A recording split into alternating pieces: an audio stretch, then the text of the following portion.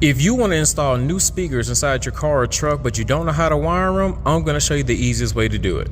So what's up, y'all? This is JP, the install guy here, hoping to make your install life a little bit easier. And if you're into these type of things, please consider subscribing or following, because that's what this channel is about, anything car audio or install related. Wiring up car speakers inside your vehicle can be a tad bit intimidating and confusing. The main reason is that you don't know what these factory wire colors mean.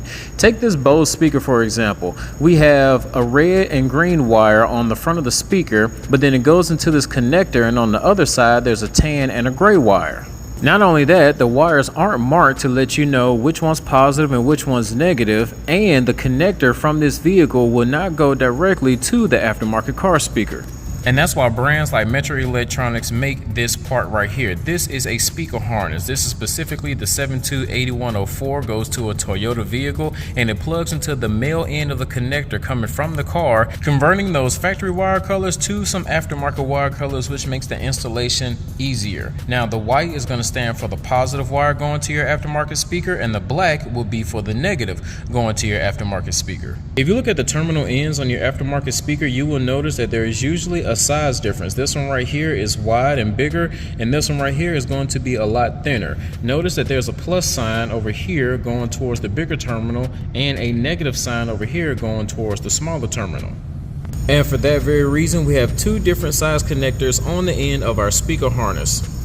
That way the wide connector can go on the positive side of our speaker terminal, and same thing goes for our negative. So what happens when we have a speaker that has 3 terminals on the end instead of 2? That's still not going to be a problem, because usually those speakers come with some type of inline crossover where on one side there's 3 connectors to go to those 3 terminals, and on the other side of the crossover there will be 2 wires, one positive and one negative, that can be installed to our speaker harness. And me personally, at that point, what I would do is take the speaker harness and cut the 2 connectors off, and then strip those wire back, solder it on to the other side of the crossover from the aftermarket speaker, heat shrink it, test it, tape it, make it look all nice and neat, and then we're ready to install and still make this speaker plug and play. And for those who want to clean it up a little bit, there's no problem at all adding a little bit of test tape so you don't have any exposed wire. And all these speaker harnesses are vehicle specific, so all you have to do is let me know which one you need for your vehicle, and we can get the right one sent to you for your car, whether it's for the tweeters in the dash or the ones in the doors. Now let's talk about some reasons why you would want to get these anyway. One of the benefits of having speaker harnesses is that you get the right polarity every single time. There's no guesswork on which one's positive and which one's negative, because the speaker harness does all the work for you. Next, you're going to save tremendous time by using these speaker harnesses, because it's going to take your installation and your research time down by more than 50%.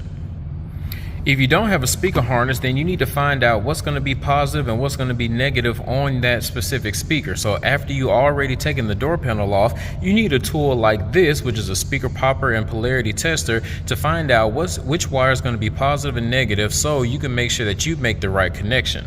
Now I know a lot of my old school guys would just use a 9-volt battery, but this right here is not really expensive. It is on the website, and it gives you way more features than just popping a speaker. But then after you complete the task of finding out what's positive and what's negative, you still have to do more installation, whether you guys do a simple tap in or military splice your wires, or you cut the connector off, solder and heat shrink your own wires onto it. It's just more things that you have to do. Or you can unplug the factory speaker and plug in the aftermarket speaker, and you're done.